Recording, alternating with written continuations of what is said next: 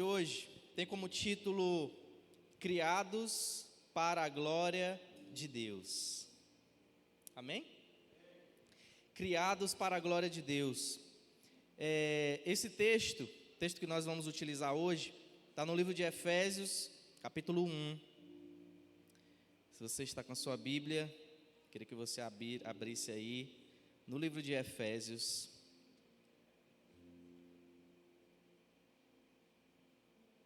capítulo 1. Amém? Quem achou diz amém. Amém. Nós vamos a partir do versículo 3. Versículo 3. Diz assim a palavra do Senhor: Bendito seja o Deus e Pai de nosso Senhor Jesus Cristo, que nos abençoou com todas as bênçãos espirituais nas regiões celestiais em Cristo. Versículo 4. Porquanto Deus nos escolheu nele, ou nos elegeu nele, antes da criação do mundo, para sermos santos e irrepreensíveis em sua presença. E em seu amor nos predestinou para sermos adotados como filhos, por intermédio de Jesus Cristo, segundo a benevolência da sua vontade. Atenção para o versículo 6. Para o louvor da sua gloriosa graça, a qual nos outorgou gratuitamente no amado. Amém? Você pode baixar sua cabeça e orar comigo mais um pouquinho. Senhor Jesus, nós queremos aqui nessa noite te pedir para que o Senhor fale conosco através da sua palavra. Eu peço ao Senhor que torne cativos nossos corações, a nossa mente, para compreendermos pelo menos um pouco, Jesus, de toda a profundidade que esse texto diz, e que os nossos corações possam ser transformados aqui nessa noite, à medida que o Espírito Santo fala aos nossos corações, e assim como nós cantamos aqui hoje, Senhor Jesus, que os olhos dos nossos corações possam estar abertos para te ouvir aqui hoje. É isso que eu te peço, em nome de Jesus. Amém?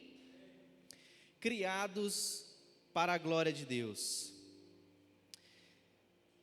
Aqui, o texto é claro em dizer que Deus nos elegeu nele, Ele nos escolheu nele, antes da fundação do mundo. A Bíblia deixa claro que Deus, Ele já tinha me escolhido antes mesmo de ter criado tudo que Ele criou. Toda a terra, o universo, as estrelas foram feitos por um propósito de Deus. E nesse propósito de Deus, a Bíblia já me deixa claro que Ele já tinha me escolhido. Ele já tinha planejado tudo. Alguém pode pegar um copinho d'água para mim? Pode ser sim, vários copinhos. E olha só que coisa preciosa essa. Diante de um caos tão... Obrigado, Zé Dinaldo. Olha só, o rapaz está ligeiro demais, cara. Vamos dar uma salva de palmas pela vida do Zé Dinaldo aí, gente. Glória a Deus. Então, olha só. Deus já sabia de tudo o que ia acontecer. Deus é onisciente, sim ou não? Ele sabia de tudo o que ia acontecer. Mas por que então insistir num plano que levaria à cruz? O fato é que muitos desastres aconteceram. Se você pega a Bíblia, aqui poucas coisas deram certo, vindo do homem. Se você pega já o primeiro livro de Gênesis, não basta muito tempo para você ver o homem fazendo tudo errado. E olha só, eu quero que você pense comigo o seguinte: Deus sabia de tudo o que ia acontecer. Deus sabia que tudo ia mal. E Ele sabia que o resultado de tudo aquilo que o ser humano produziu era a cruz de Jesus, no final de tudo.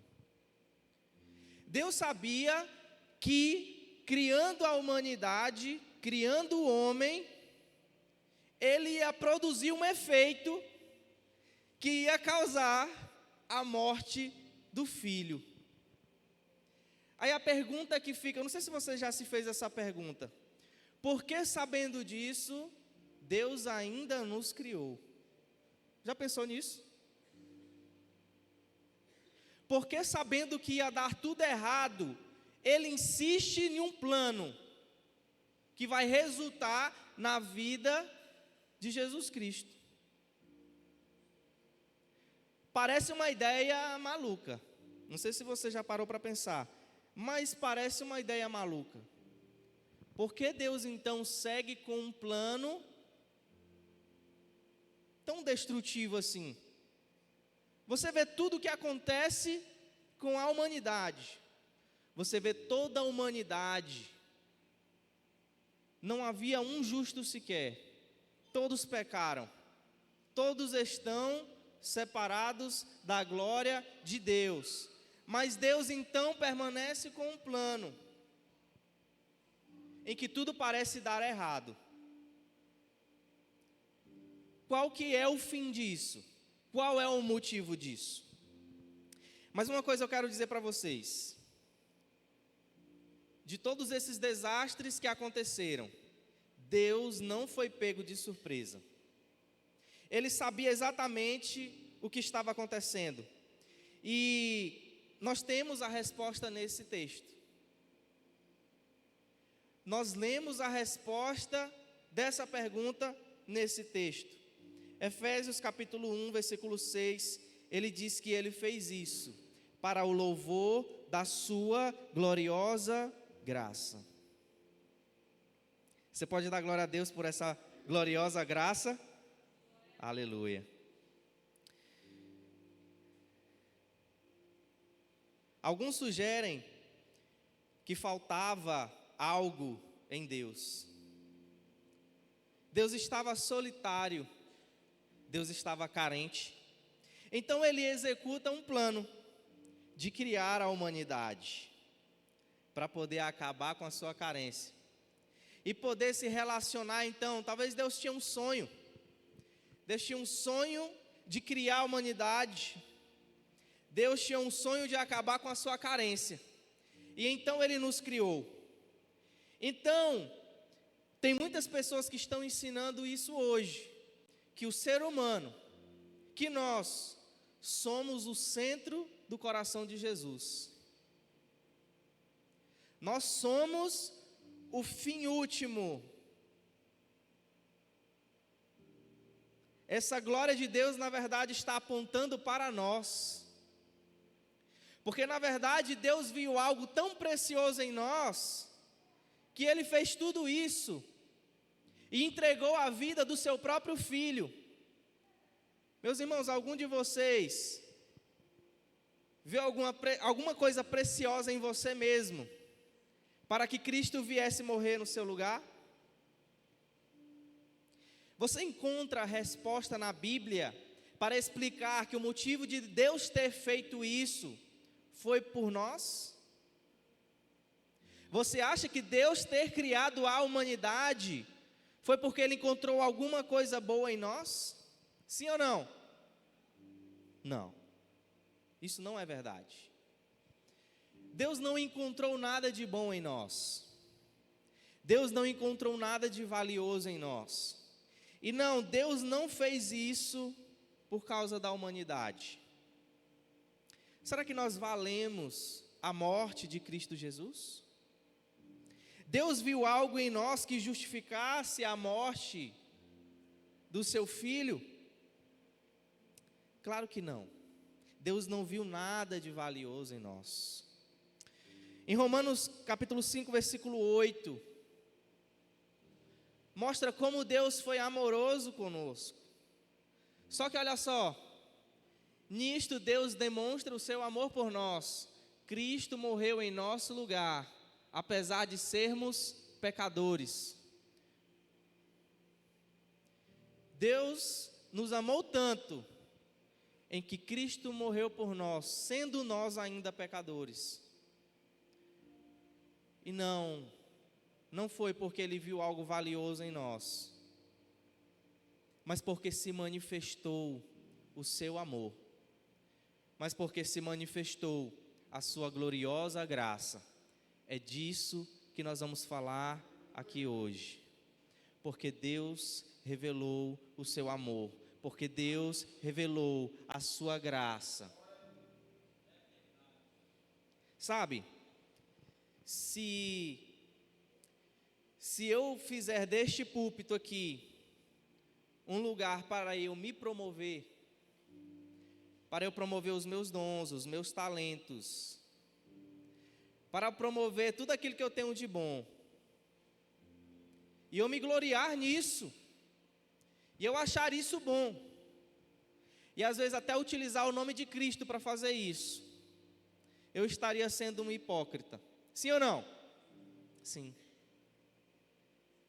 E na verdade tudo o que a maioria de nós faz é em nome do próprio ego, para levantar o próprio ego. E todas as vezes que o ser humano levanta o próprio nome, levanta o próprio ego, nós chamamos isso de egoísmo. Nós não vemos com bons olhos. Só que eu quero que você compreenda algo. Só existe um ser perfeito no universo. Só existe um ser glorioso na terra. E não é a humanidade. É o Senhor. Deus é perfeito. Deus é maravilhoso. E sabe de uma coisa? Através da humanidade, Deus está se revelando. E sabe o que é mais profundo? Deus é o único ser que pode se exaltar. E não vai ser egoísmo. Sabe por quê? Porque tudo que Deus fizer para se revelar é para mostrar tudo aquilo que Ele é de fato. E sabe de uma coisa? Deus está se promovendo através da sua criação. Deus está mostrando toda a sua bondade. E Ele quer revelar todo o seu amor. Ele quer revelar toda a sua graça. E nós estamos aqui, meus irmãos, para uma coisa. Para nós glorificarmos esse Deus maravilhoso. O valor não está no homem, mas está na graça de Deus, sendo exibida para todo o universo. Deus assume então a bagunça do homem. Sabe de uma coisa? Tudo que aconteceu não era culpa de Deus, mas Ele assumiu toda a responsabilidade. Sabe o que nós aprendemos? Nós aprendemos a jogar sempre a culpa no outro. Eu não sei se você tem irmão, como que é o convívio dentro da sua casa, mas eu tenho certeza que se o seu irmão quebra um copo, quebrou alguma coisa, fez alguma coisa de errado, eu tenho certeza que você não era aquele que falava: mãe, fui eu, pode bater em mim. Você ia logo julgar o seu irmão, né? Olha só, foi o meu irmão, eu vi que foi ele, ou não fui eu não vi, então não fui eu não fiz, a culpa é do meu irmão. Nós passamos a vida inteira colocando a culpa em outro. E sabe de uma coisa? Toda a desgraça que aconteceu com a humanidade foi responsabilidade do homem, foi culpa do homem, mas Deus assumiu a responsabilidade. Isso é graça. Isso é favor de Deus. Isso é para mostrar que não somos nós os merecedores. Não fui eu que procurei a Deus. Eu estava morto. A Bíblia fala que nós estávamos mortos nos nossos delitos, os nossos pecados. Não existe um que busque a Deus, um só sequer. Como que eu poderia encontrar essa graça, se não o próprio Deus revelando ela para mim? Sabe, esse texto é para deixar a gente maravilhado, porque é um Deus que já sabia de tudo que nós faríamos, é um Deus que já sabia de todos os nossos pecados, é um Deus que já via cada um dos nossos pecados e o preço que seria alto demais, mas Ele estava disposto porque Ele queria revelar esse amor, Ele queria revelar essa graça através do seu Filho. E é por isso que nós estamos aqui. Você já parou para pensar nisso? Eu não tinha bem em mim mesmo. Eu não podia escolher a Deus. Meus irmãos, quem de nós, em sã consciência, ia escolher andar com Deus?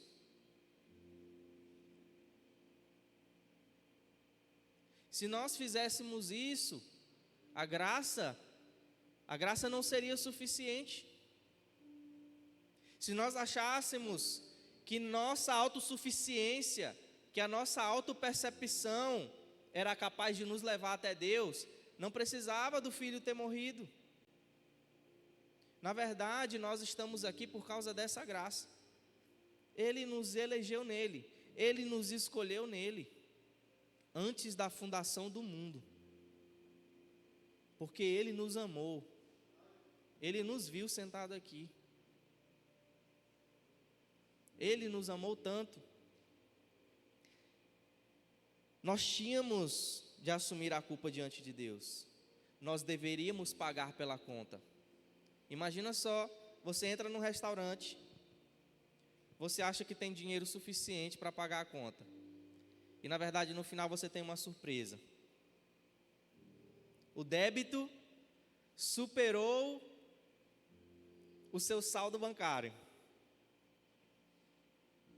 E então agora você precisa prestar contas. Ao sair do restaurante você precisa prestar contas. E agora o que vai acontecer? Talvez você vai ter que lavar umas louças. Talvez você vai ter que ligar para algum irmão, para algum amigo, para poder te ajudar. Sabe, nós tínhamos uma dívida impagável. Não era suficiente. O nosso saldo bancário, aquilo que nós tínhamos, era insuficiente, não dava para pagar a Deus. E sabe, nós precisaríamos pagar com a ira de Deus. A ira de Deus ia nos esmagar. Nós seríamos esmagados pela ira de Deus, justamente, de forma justa, porque nós pecamos, porque nós erramos. Mas Ele então Ele dá de forma gratuita a sua graça, o seu amor revelado através da graça, através de Jesus Cristo. E nós precisamos compreender a profundidade disso. Ele nos redimiu com o seu sangue. Eu pergunto para vocês, Deus foi gracioso conosco, sim ou não? Sim ou não? Deus foi gracioso conosco. Ele demonstra isso através do seu Filho. Mas eu pergunto, antes da criação, Deus já era gracioso? Sim. Sim. Deus já era gracioso antes mesmo da criação. Antes mesmo de ter nos criado, Ele já era gracioso, porque faz parte dEle. Deixa eu dizer, Deus é imutável, Ele não muda, Ele é o mesmo ontem e hoje, e nós temos a segurança de que Ele nos amará para sempre, porque Deus não muda. E Ele era gracioso, Ele é gracioso, Ele será gracioso para sempre. Mas eu pergunto para vocês, qual era a forma mais incrível de Deus revelar toda a sua graça? Meus irmãos, a nossa história ecoa no universo. Os anjos ficam espantados com aquilo que nós estamos vivendo. Será que você compreende isso? Você pode imaginar os anjos no céu olhando. É o Filho. É o Filho. Ele vai ser crucificado. O Rei do Universo desceu no meio da humanidade caída para salvar essa humanidade. Deus já era gracioso, sim. Mas, meus irmãos, Ele revela a sua graça. Se Ele salvou você, se Ele encontrou você, eu quero dizer, você é algo incrível. Você é algo maravilhoso, mas não por causa de você mesmo. Por causa do que Deus fez na sua vida. É isso que esse texto está mostrando para nós. Que essa é a beleza de ver toda a criação. De ver tudo que deu errado, que na verdade não era para dar errado. Porque Deus tem um plano de revelar a sua gloriosa graça. Isso é maravilhoso. E Ele faz isso nas nossas vidas. Ele revela a sua graça através das nossas vidas.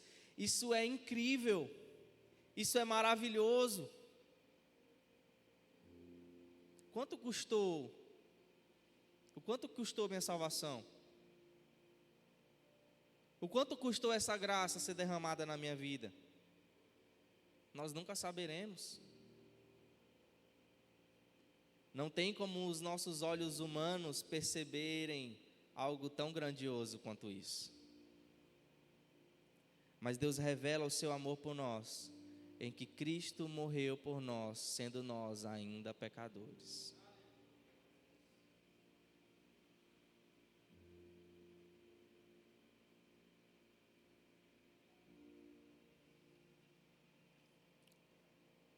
Apocalipse capítulo 4, versículo 10 e 11, diz assim: Os 24 anciãos se prostram e adoram o que está sentado no trono, aquele que vive para todo sempre. Colocam suas coroas diante do trono e dizem: Tu és digno, ó Senhor e Deus nosso, de receber a glória, honra e poder, pois criaste todas as coisas, e elas existem porque as criaste segundo a tua vontade. Sabe, a Bíblia está dizendo aqui nesse texto, que esses 24 anciãos, eu não sei quem são esses 24 anciãos. Algumas pessoas têm algumas ideias, que eram os patriarcas, que eram os apóstolos, mas nós não sabemos quem é. Só que aqui diz que eles tinham coroas. E essa coroa, aqui no original, está falando de um tipo de coroa especial. Não era um tipo de coroa qualquer, era uma coroa vitoriosa. Sabe, você tinha alguns tipos de coroa. Sabe quando você é um herdeiro, você herda a coroa. Se você é o primogênito, você está na descendência real, você herda a coroa do pai, você herda a coroa do rei. Essa é um tipo de coroa. Mas existia um tipo de coroa que não era apenas herdada, não era apenas passada de pai para filho, era uma coroa que foi conquistada a preço de guerra. Era uma coroa que era conquistada a preço de sangue, de força, de violência. Era um ato de bravura, você conquistou aquela coroa. Esses 24 anciãos tinham coroas de vitória. Eu não sei o que esses homens fizeram para conseguirem essas coroas, mas o fato é que se eles têm uma coroa é porque eles a conquistaram de alguma forma. Sabe, nós passamos a vida inteira à procura de coroas. Nós passamos a vida inteira à procura de ser grande, de relevância, de importância, de status, de poder, de conquistar os meus sonhos, de conquistar os meus objetivos. E muitos de nós alcançamos ao longo da vida. Mas a questão é, tudo isso que nós estamos conquistando é para a glória de Deus ou é para a glória do nosso próprio ego? Você sonha em ter um casamento, mas você sonha em ter um casamento para a glória de Deus? Você sonha em ser uma excelente profissional, mas você sonha em ser uma excelente profissional para a glória de Deus? Você sonha em ter uma posição, você sonha em ter um concurso, você sonha em muitas coisas, e não é errado sonhar. Mas você está sonhando para a glória de Deus? A Bíblia diz: quer comais, quer bebais, ou façam qualquer outra coisa, façam tudo para a glória de Deus. Esse texto está dizendo que toda a criação, tudo que foi criado, nós fomos criados para a glória de Deus. Mas sabe o que é intrigante? É que a sua criatura não quer voltar a glória para o Criador. Nós estamos passando a vida inteira buscando a nossa própria conquista, a nossa própria glória, mas nós não queremos glorificar o nome do Senhor, nós não queremos glorificar aquele que fez tudo para receber essa glória. Sabe, tem uma música que nós cantamos que diz: pois tudo vem de ti, e tudo é para ti, tua é a glória. A gente é bom em cantar, a gente é bom em dizer, mas a gente é ruim demais de viver. Alguém aqui deseja viver para a glória de Deus? Mas por que na prática a gente não demonstra isso? Por que na prática a gente não demonstra que o desejo do nosso coração realmente é glorificar a Deus? Sabe, eu não sei se esses anciãos tinham alguma outra coisa de valor, mas aquilo que eles tinham de mais precioso, eles depositaram diante do Cordeiro. Sabe o que nós precisamos fazer? Você tem compreensão daquilo que Jesus fez na sua vida? Sabe, muitos de nós já viemos aqui na frente e aceitou Jesus. Mas será que nós viemos aqui para entregar a nossa vida a Jesus? Será que você já fez uma oração para Deus e falou assim: Senhor, a minha vida é sua. Senhor, está aqui o trono, assume o trono. Senhor, está aqui minha vida, assume as rédeas do meu coração. Assume as rédeas da minha vida.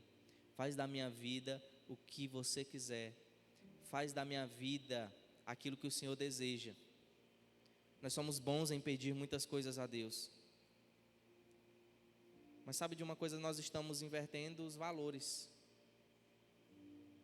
Não sou eu o Senhor, e não é Deus o meu servo, fazendo aquilo que eu desejo. Sabe, Pedro já tinha recebido tanto de Jesus, mas ele ainda era imaturo. Até o ponto de Jesus chegar para ele e falar assim: cara, você era imaturo, você ia para onde você queria, mas vai chegar um tempo, Pedro, e já chegou, em que outra pessoa vai te cingir e vai te levar para um lugar onde você não quer ir. Aí eu pergunto, será que nós somos maduros? Somos filhos maduros? Para dizer assim: Deus, agora o Senhor me cinge e agora o Senhor me leva para onde o Senhor quiser. e a gente diz que é nascido de novo. Mas quando o Espírito Santo fala algo para nós, que vai contra a nossa vontade, que contraria a nossa vontade, a gente resiste muitas das vezes. E a gente desobedece o Espírito Santo. Sabe, nós dizemos que amamos a Deus, que nós queremos honrar a Deus de fato. Mas sabe, nós demonstramos no nosso dia a dia que tudo que nós fazemos é para satisfazer a nossa própria vontade. E sabe o que em nós que demonstra que de fato o Senhor é Senhor das nossas vidas? Ele não é Senhor da minha vida só de palavras. Pastor Lucinho gosta de dizer isso. Você quer ser um louco por Jesus? Quero ser um louco por Jesus. Cadê a lista? Quero ver as listas aí de loucuras por Jesus que você já fez.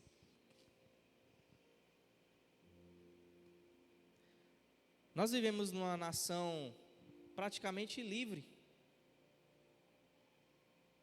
Quem que você conhece aqui que foi preso porque estava pregando o Evangelho?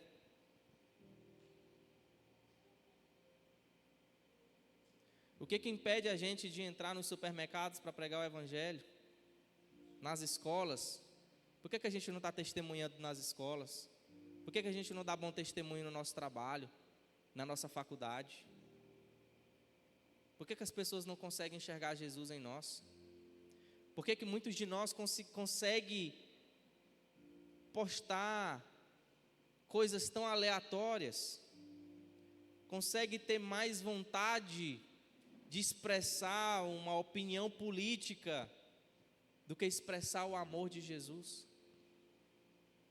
Sabe, nós precisamos dar uma resposta para esse texto aqui. Porque tudo é para a glória de Deus. Mas aqueles que dizem que são seus filhos, nascidos de novo, muitas das vezes não estão demonstrando isso.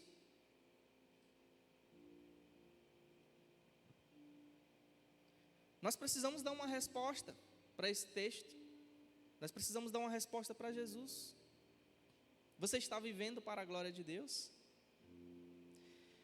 Muitas das vezes nós estamos usando a Deus para melhorar a nossa vida. Isso é uma fé utilitária. Que na verdade Deus não é o nosso Senhor. Você quer um Deus provedor. Você é alguém para cumprir os seus caprichos. Os meus caprichos. Eu quero que Deus realize os meus sonhos. Porque muitas das vezes a gente pensa, eu sou o centro do coração de Jesus. Então Ele vai fazer tudo por mim, porque eu sou maravilhoso. E na verdade, nós precisamos ter uma fé madura, uma fé real. Uma fé que aponta para a glória de Deus. Uma fé que aponta não para o meu ego, mas uma fé que aponta para a glória de Deus. John Piper, ele fala sobre, eu acho muito massa isso, cara. John Piper fala sobre o que ele desenvolveu, ele sintetizou como o hedonismo cristão. Não sei se você já ouviu falar disso, mas segundo John Piper, Deus é mais glorificado quando nós estamos mais satisfeitos nele. Sabe, a palavra de Deus nos ensina: deleita-te no Senhor, e Ele satisfará os desejos do seu coração. Como que você pensa nesse texto? Como que você interpreta esse texto? Deleita-te no Senhor. Vamos destrinchar esse texto aqui um pouquinho, vamos? Amém? Vamos? Vamos embora. Deleita-te no Senhor. O que é se deleitar no Senhor? Descansar nele? Confiar. Mas se deleitar, quando você fala assim, ei rapaz, agora eu me deleitei aqui nesse negócio. Desfrutar. O que mais? Oi? Adorar. Rapaz, eu adorei esse negócio aqui. Eu vou desfrutar desse negócio. A gente sabe o que esse texto está dizendo? Deleita-te no Senhor. Desfruta do Senhor. E Ele satisfará o desejo do teu coração. Por que a gente interpreta esse texto tão errado? Sabe como é que a maioria de nós pensa nesse texto? Deleita-te no Senhor. Beleza, agora eu vou buscar o Senhor. E agora Ele vai satisfazer os desejos do meu coração. Fora dele. Agora, todos os meus sonhos e projetos, Deus vai fazer agora na minha vida, porque na palavra de Deus está dizendo, deleita-te no Senhor, e Ele satisfará os desejos do teu coração, como se fossem duas coisas diferentes. Isso mostra o tanto que a nossa mente está condicionada a buscar tantas outras coisas, e não se deleitar naquilo que é a fonte de todos os prazeres. Deleita-te no Senhor, e à medida que você se deleitar no Senhor, Ele satisfará o seu coração. O seu coração estará plenamente satisfeito à medida que você se deleitar no Senhor. Compreendeu? Não é deleita-te no Senhor, agora Ele vai me dar minha casa própria, glória a Deus. Deleita-te no Senhor, vou ganhar uma Ferrari, aleluia. Meus irmãos, o que é maior do que desfrutar da presença de Deus? O Senhor está nos prometendo que se nós nos deleitarmos nele, o nosso coração será plenamente satisfeito. Pode parecer loucura, porque a gente às vezes imagina algo muito mais prazeroso do que desfrutar da presença de Deus. Meus irmãos, eu vou dizer para vocês, o meu maior medo é sair dessa presença. O meu maior medo é perder a presença de Deus.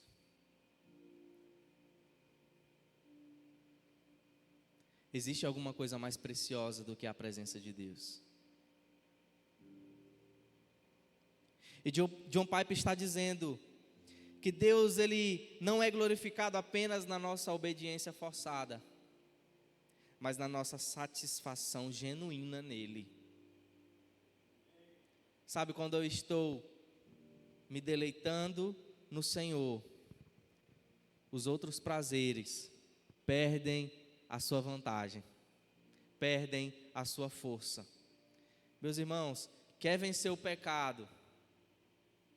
Quer vencer o pecado de verdade? Deleita-te no Senhor. Vai desfrutar da presença de Deus. Encontra Jesus. Encontra Jesus no secreto.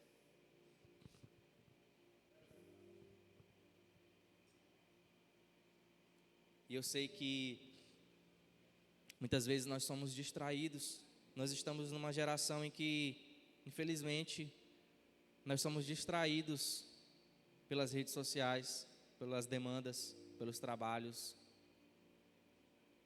Eu sou constantemente lembrado pela minha esposa. Ei, larga esse celular aí um pouquinho. Mas aí a gente vai e fala assim, mas é tão difícil eu me concentrar na palavra de Deus. Quantas coisas preciosas tem aqui nesse livro, mas a gente consegue passar mais tempo no celular. E John Piper está dizendo, se eu consigo esse deleite em Deus, se eu consigo desfrutar da presença de Deus, todas as outras coisas vão perdendo o seu valor. Nós precisamos voltar os nossos olhos para Ele. Nós precisamos voltar os nossos corações para Ele. Porque à medida que Deus vai abrindo os olhos do nosso coração, nós vamos enxergando aquilo que é mais precioso, aquilo que é mais glorioso. Você crê?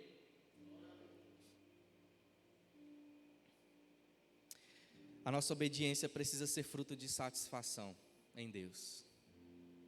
Quando Deus é a nossa maior fonte de prazer, o pecado perde a força. E a obediência ganha sentido. Obedecer a Deus não é para ser pesado. Obedecer a Deus só é pesado quando nós não compreendemos o que é o deleite na presença de Deus. Sabe de uma coisa? Eu não sei você, mas eu quero que a minha vida glorifique a Deus. E muitas das vezes eu tenho falhado. Eu tenho dificuldades. Eu lembro que essa semana eu estava conversando na barbearia. E a gente estava falando sobre faculdade. E eu disse assim, eu me arrependo de ter sido um aluno tão relaxado na faculdade. Porque na minha cabeça, eu achava que a forma que eu glorificava a Deus é quando eu estava fazendo alguma coisa dentro da igreja. Eu nunca pisei na faculdade dia de sábado. Se tinha aula dia de sábado, já era certo que eu não ia. E sabe, lá tudo era secundário. Porque eu amava estar na célula. Eu amava ensinar na célula. Eu amava ir para a igreja. Eu amava cair no chão e chorar, e gritar, e clamar. E para mim aquilo era a forma que eu tinha que glorificar a Deus.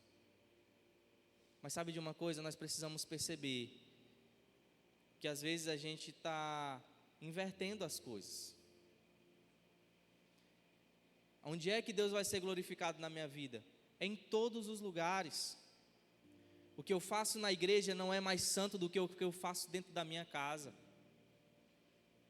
A forma como eu glorifico a Deus aqui no culto não é menos importante da forma como eu glorifico a Deus sendo testemunho lá no meu trabalho.